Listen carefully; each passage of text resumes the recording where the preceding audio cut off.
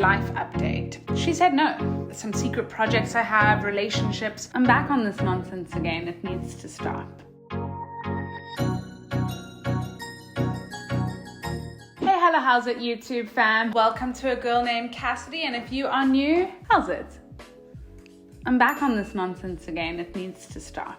Today I'm going to be doing a life update. I'm going to talk about work, fitness, my skin, some secret projects I have, relationships, all the things you guys have been dying to know. And I even made notes because in the past I've gone off track. So I'm not going to do that today. I always pride myself on wanting to be a friend. I never want to be seen as like an influencer or someone higher than. I wanted to feel as if we're having a chat, me and you, friend to friend. We're going to sit down, have a good chat, have a glass of wine. And when I say wine, I mean, let's have a deep, meaningful chat. Is that what they call them? Is that what the kids call them? Deep, meaningful chats? No, deep, meaningful conversation. Deep, meaningful. Every time I film a YouTube video, I get gas. I think it's a form of anxiety. I don't know. Normalize burping on YouTube videos. Actually don't. Let's get right into it. How did I get to be where I am today? I'm just going to give you a quick backstory. I've been in the film industry since I was... Did I say industry right? I've been in the film industry since I was about 8 years old, and I've always loved what I do. But obviously since lockdown and the world being in this pandemic, my industry kind of shut down before everyone else's. And that was when I kind of sat with myself and I was like, what can I do that can utilize my skills to bring joy to other people's lives? And at the time, my sister was on TikTok and I was like, hey, do you wanna just tell me how to, use the app? She said no, because she no longer had the app. She deleted it a few days before I asked her. And I downloaded the app and I started making some fun skits. Trust me, people are always thinking that they have something golden. Like, I made a good few and I had all of like 3 views. Those were myself. I was watching them. Okay, that's embarrassing. So then I started making this skit called Constantia Mom, and since then I've carried on making videos. Now the difference between me and possibly some other content creators is I've felt this dire need to capitalize on what I'm doing, because I hate just like sitting around and doing something and let it be a trend. So what I did is I cross-pollinated and I kind of made a career out of what I started doing on TikTok, and it's been really great. But honestly, it's difficult, and you always look at something that someone does and you're like, oh, that's so easy, I can do that, anyone can do that. And it really just humbles you to realize how much responsibility it is, how if you're passionate about something, it's a little bit easier, or well, a little bit more enjoyable to learn. For me, I enjoyed the process of learning how to do what it is that I do. And I love creating art in all aspects. Is so much fun for me and so invigorating for me. So it's not work for me, it's fun, it's play. With that being said, what am I absolutely loving about what I'm doing? I want to be able to answer this in not a cliche way. The ability to be able to connect. I think that's what it is. I crave human connection. It makes me really happy that I'm able to resonate. The things I do is able to resonate with people. And the reason why I keep going is because of you guys. Like, honestly, truly, the messages you guys send me and the comments you leave me, it's heartwarming. I'm loving the voice I've been gifted with. And when it comes to learning, what am I learning? Gosh, I'm learning so much about myself. I'm learning so much about self-discipline and responsibility. And I'm really learning what it is to be true to yourself, because a lot of the time we imitate others that we respect, or when we enjoy what they are doing. So we have a tendency to imitate them, but you really realize like what works for you. Through trial and error, I know, for example's sake, I know I'm a morning person, so I need to get the most important things in my day that I cannot get done later. I need to do it in the morning, otherwise I won't. So that's work. Like, I don't want to get too into it, because unless you're in the same industry, it can kind of sound like, that's work. If you guys have any more questions regarding that, feel free to drop it in the comment section below, and then we can chat. Have a young chatteroony, chatterwatter. That's not a thing. No one says chatterwatter.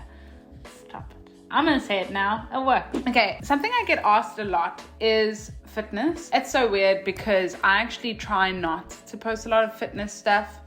I actually try not to post a lot of fitness stuff because it is such a personal journey. And on top of it, I feel like every second person is into fitness these days. I just don't want to like get critiqued. Like I don't want my form to get critiqued. You know, I don't want to like do a burpee and someone's like, you're not doing a push-up with the burpee, what the H? You know. But with that being said, I really fell in love with the process of falling in love with my body during the time of lockdown, really focusing on it. And it wasn't a chore, it became something that I invested in. And it started with me not wanting to perpetuate being out of work. So I just wanted to look my best at all times. And when I saw results, and I get a lot of people asking me to do fitness things, and I want to, I think I just have to be in the right mental space, because right now I still feel like I would be out of my depth. That's like where I'm at with creating fitness content. Something that I want to be honest about all the time is like where I'm at right now, because I have a lot more responsibility. When lockdown started, I would wake up at 6, tan, make videos, do a workout, take photos. That was it. That was my day. And like read and stuff. But besides the point, I try not to make myself feel too guilty when I can't fit workouts in. I need to put this pen elsewhere. I'm just wanting to fiddle. So a lot of people see, you know, my progress and stuff, and then they hold themselves guilty for not being able to do the same thing or look the same. And I don't ever want that to be the case. So I wanted to be honest with the fact that I don't work out every day like I used to. I've found that I'm not really able to right now as I'm too busy, but I do try and work out at least 3 to 4 times a week. I still really enjoy the act of staying fit. And I do want to reiterate, like I do eat a healthy diet. I do, you know, drink a lot of water. So I do all the things, but I'm not going to sit on a platform and say, oh no, I do workouts every day, because I don't. I think it's important to be straightforward with you guys. Moving on. So something that I am super passionate about is skincare. But why are you so passionate about skincare, Cassidy? Well, I'll tell you, Janine, Jerome, Jamal, Janine. I'll tell you why I'm so passionate about skincare. From a young age, my mom used to force me to wash my face. I hated it. It even got to the point where I wouldn't do it, and then I'd wake up to my dad rubbing my face vigorously with a wet face cloth saying, we need to wash our face. So, needless to say, I always washed my face. And then when I spoke to my parents about like why, my mom was just like, you have to take care of your skin. Like, honestly, it just made sense. Little 11-year-old me, it just made sense to wash your face because you only have one face, and that's what everyone looks at. It's like, okay, cool, you know, your nail, it's a bad analogy, but like your nail can fall off and you can grow another one. I'm waiting for my mom to be downstairs going, sis. But taking care of your skin, like that is so important, and that is like, it's everything really. So it resonated with me at a young age, especially because I was so into makeup and looking pretty and whatever, because I was really into film and being on camera. I always took care of my skin, but I've been really honest with the fact that during lockdown, my skin has not taken care of me. No, I lie. It's been winter. Winter, my skin has become extremely dehydrated, and I've been very honest with the fact that like I've got all of these hormonal pimples and stuff. It's been a journey, and some of you are probably watching this going, oh, but I don't really care about that. I just want it to be so important because skin can really affect the way you see yourself. You can get so insecure to the point where it's like debilitating. A skin update, doing a lot better, doing my best, trying not to use as many products. I feel like that's always what I have to do. It's almost like a skin detox. A skin detox. Skin update. Skin. Have I said skin enough? Skin. I've been asked a lot about it, and I always kind of get like the you know, when you eat hot food but you're just so excited for the food, so you just like inhale, eat it.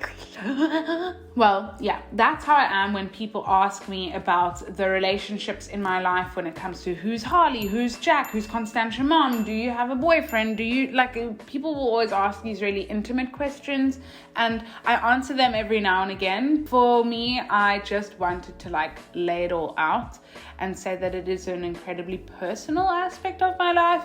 And I'm so used to sharing everything with people, but I've had to come to the stage that I need not share it because I want to. I need to make sure that I share personal details that that person would want me to share. Because people will always be like, oh, let's see what your dad looks like. I'll put a picture of my dad over here. Look at my hands. They automatically go to like a middle-aged stressed person. Yep, mood. Geez, Louise on cheese. Okay, all right. So the last thing I wanted to speak about is some of the behind the scenes work I've been doing. I've been doing my best to keep it hush hush because, well, keeping things hush hush is not my strong suit. Like if you tell me a secret, just know I'll probably tell my mom and the person that's closest to me at that time. I know who I am. I know. So I've got some secret projects that I wanted to share with you guys, and I wanted to see what you think. I really trust the YouTube family that I have, so I really wanted to put it out there and see what you guys thought about it. The first thing I wanted to talk about is a workshop planned. A lot of people have asked me to kind of sit in on meetings with them, kind of just to be a creative consultant to see if I have any ideas about ways that I would go about things because they really admire my creativity. So I've kind of wanted to offer that service out to people, and feel free to take advantage of my details if you still want to do that. But with that being said, I wanted to put together a workshop about creating content and how to create content, where I have looked into the link between mental health and social media. I think it's really important that we take care of our mental health, that we acknowledge that not everything we see online is always true. So I tried to see ways in which we could combat that. And a lot of the things you see, it's like you need to go off social media and I truly believe that we're not going to go that way anytime soon. I think the world moving forward is going on social media, whether it be e-commerce marketing, whether it be Instagram, businesses, things like that. I just believe that more is happening on social media. So I don't think we stand a chance getting off of it. So I am releasing a workshop about the art of creating authentic content. I think if we do it right and we teach people to do it right and we share the right things, we will create an atmosphere where we still can take care of our mental health. I do my best to try and be authentic with you guys and to create the types of things that I like watching. And what I like watching is feel-good stuff. I like to be inspired after I watch something. I like to laugh, and I want to create that same type of content. And for me, that is wholesome and authentic. With that, I'm going the whole hog, talking about the ins and outs, and I would love for you guys to share it with me, to be there with me. And to make it more exciting, if you follow me on Instagram, also shameless plug, or if you follow me on TikTok, you know that I work with a lot of brands that I respect and support and love. And I've actually partnered up with a lot of those brands to give you some really fun giveaways. I'm not going to give you all of the details now because I still want you to be excited about some stuff. Just know that if you hashtag a girl named Cassidy with the yoga mom emoji, you stand a chance to win a 50% discounted ticket. But I will leave more details as per that in the description box below. Now, there is one more other surprise.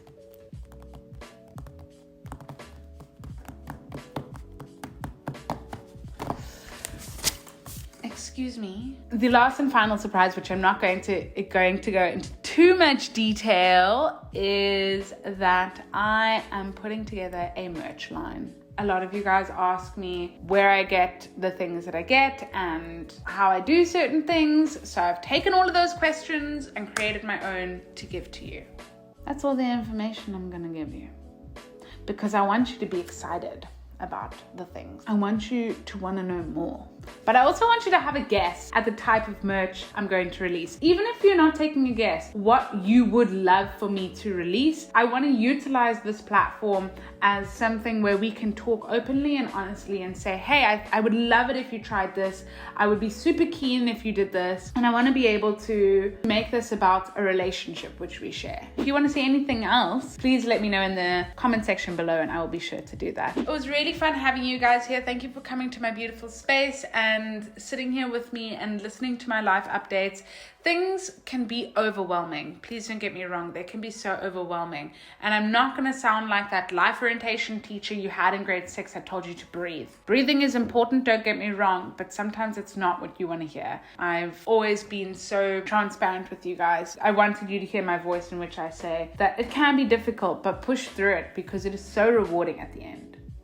Not that I've got to the end, but when I have those moments of clarity, it all makes sense. Thank you so much for joining me in today's video. I really hope you enjoyed watching this. And I love catching you guys up with the things that's happening in my life. If you like this video, please give it a thumbs up as it really supports my channel. Be sure to subscribe and hit that little bell button because then you'll get notified when I make videos.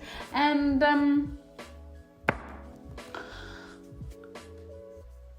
excuse me, I'll be around doing stuff.